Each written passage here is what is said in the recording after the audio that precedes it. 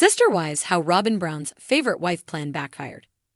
Over the years, Sister Wives fans have developed a strong distaste for Robyn Brown. They believe she's conniving, manipulative, and that she wants the entire Brown family to revolve around her.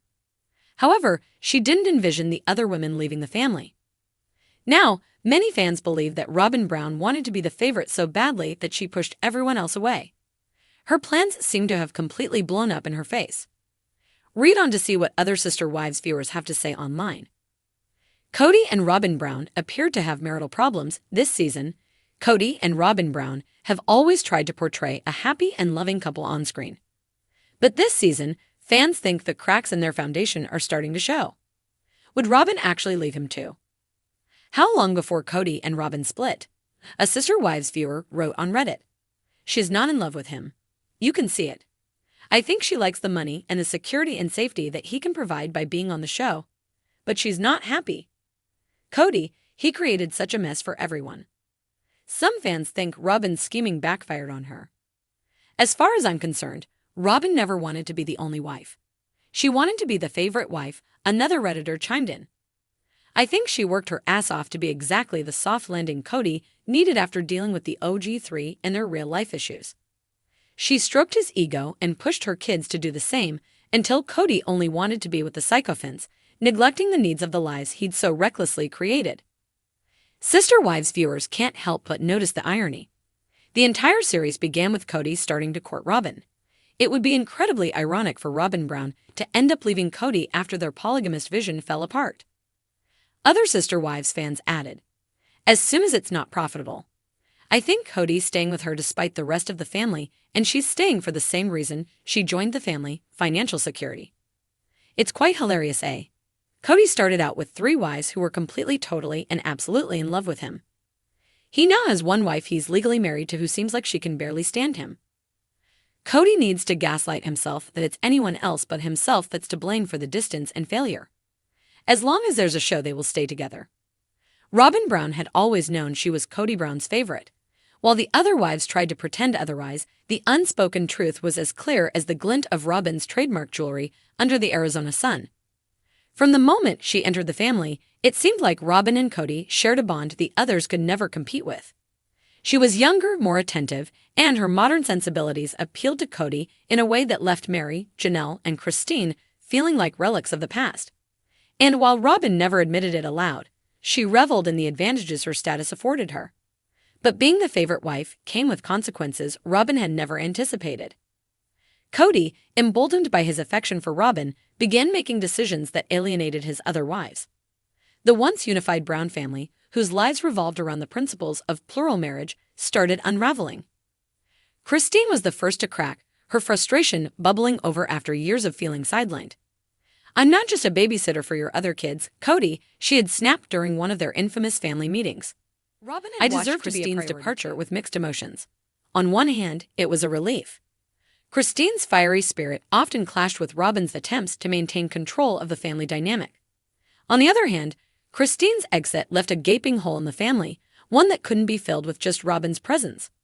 Kody was irate, blaming Cristin's rebellion on a lack of commitment to the family. But deep down, Robyn wondered if Kody had overplayed his hand by openly favoring her. As time went on, Janelle became increasingly distant. Practical and level-headed, Janelle had always been the family's rock, balancing Kody's impulsiveness with her calm demeanor. But even Janelle had her breaking point. Kody's relentless focus on Robyn meant that Janelle's needs were ignored, and her relationship with Kody dwindled to little more than a business partnership. When Janelle finally announced she was moving out to live closer to her adult children, Robyn's heart sank.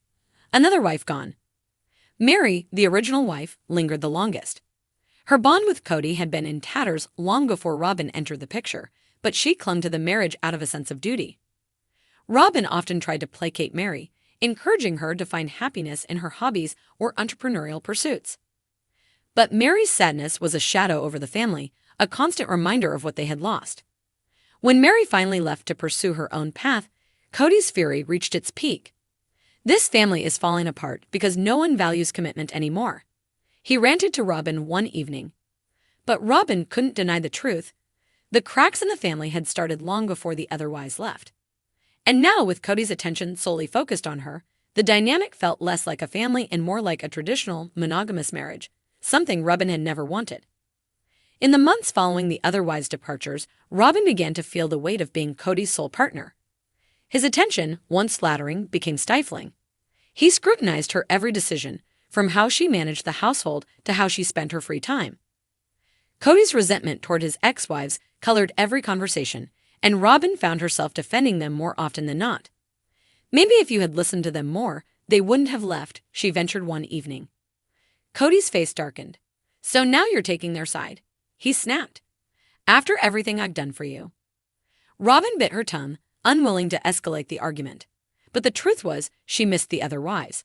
She missed the camaraderie, the shared responsibilities, and a sense of belonging that came with being part of a larger family. Without them, the Brown household felt hollow, like a grand stage set with only 2 actors left to play their parts. The children, too, felt the strain. Many of the older kids sided with their mothers, distancing themselves from Cody and, by extension, Robyn. Family gatherings became rare and tense, with Robyn often playing the mediator in disputes she had no stake in. Her own children with Cody began to sense the isolation, asking why their siblings no longer visited or why their father seemed so angry all the time. One day, as Robyn was sorting through old family photos, she came across a picture taken during happier times. All 4 wives and Cody stood together, their children gathered around them in a chaotic but joyful scene. Robyn stared at the photo, a lump forming in her throat. This was what she had wanted when she joined the Brown family, a community, a sense of unity. Not this fragmented, bitter existence. Determined to make amends, Robyn reached out to Cristin first. It was an awkward phone call, filled with long silences and tentative words. I just want to say I'm sorry, Robyn began. I never wanted things to end up like this. Cristin's laugh was bitter. Sorry doesn't fix years of feeling invisible, Robyn. But I appreciate the gesture. Undeterred, Robyn tried to reconnect with Janelle and Mary as well. The conversations were strained, but small steps were made toward rebuilding bridges. Cody, however, was less than supportive. Why are you wasting your time on them? He grumbled. They've moved on, so should you. But Robyn couldn't let go of the idea that the family could heal even if it looked different than before. She began organizing small gatherings, inviting the other wives and their children. Attendance was sparse at first, but over time, a few of the kids started showing up. Cristin even brought David Woolley to one event, much to Cody's dismay. Robyn couldn't help but notice how happy Cristin looked, her laughter filling the room in a way it never had during family meetings. Seeing Cristin's joy sparked something in Robyn. For years, she had clung to the title of favorite wife, thinking it was a position of power. But now she saw it for what it was, a gilded cage. Being the favorite had isolated her, turning her into the scapegoat.